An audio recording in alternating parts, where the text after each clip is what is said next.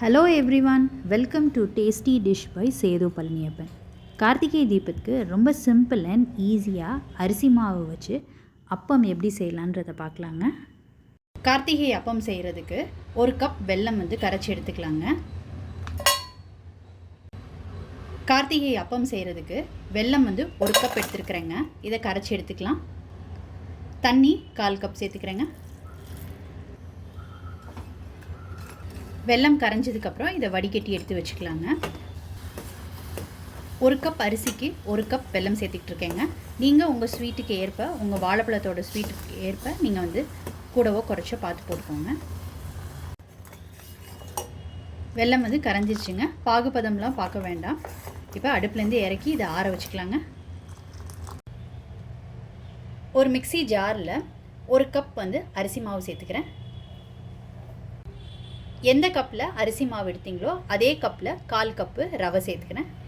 ஒரு குழிக்கரண்டி அளவுக்கு கோதுமை மாவு சேர்த்துக்கிறேங்க. கோதுமை மாவு சேர்த்திங்கன்னா பணியாரம் நல்லா சாஃப்டாக இருக்கும். ஏலக்காய் 3 சேர்த்துக்கிறேன். 1/4 ஸ்பூன் சுக்கு பொடி சேர்த்துக்கிறேன்.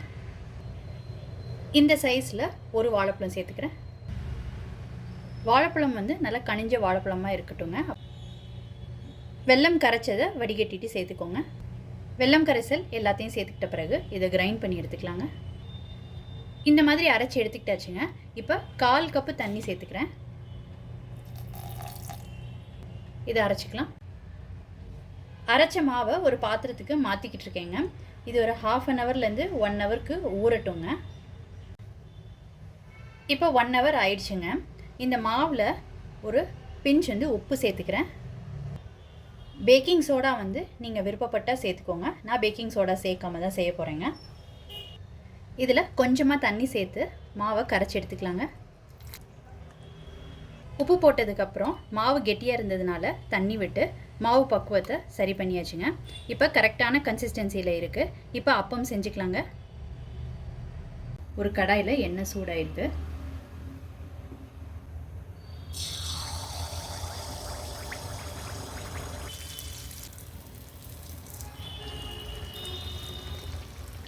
அப்பம் ரொம்ப சூப்பராக வந்திருக்குங்க. இப்போ எடுத்துடலாம். இந்த மாதிரி எல்லாத்தையும் ஊற்றி எடுத்துக்கலாங்க.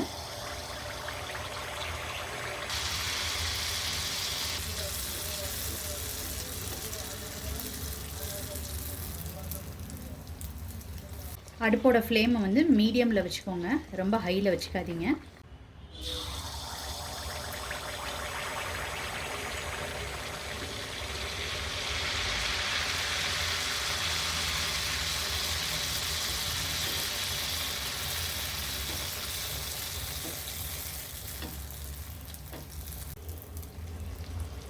அரிசி மாவில் செஞ்ச அப்பம் ரொம்ப சூப்பராக ரெடி ஆயிடுச்சுங்க.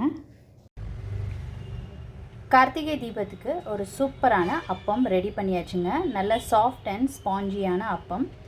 நீங்கள் இந்த ரெசிபி கண்டிப்பாக ட்ரை பண்ணி பாருங்கள். ரொம்ப சிம்பிள் அண்ட் ஈஸி ரெசிபி தான். நீங்கள் ட்ரை பண்ணிவிட்டு உங்களோட கமெண்ட்ஸை சொல்லுங்கள். உங்களுக்கு இந்த ரெசிபி பிடிச்சிருந்துச்சுன்னா லைக் அண்ட் ஷேர் பண்ணுங்கள் உங்கள் ஃபேமிலி அண்ட் ஃப்ரெண்ட்ஸ்க்கு. Tasty dish by Sethu Palaniappan சேனலை சப்ஸ்கிரைப் பண்ணுங்கள். நோட்டிஃபிகேஷன் பெல்லை கிளிக் பண்ணுங்கள் ஃபார் மோர் வீடியோஸ்.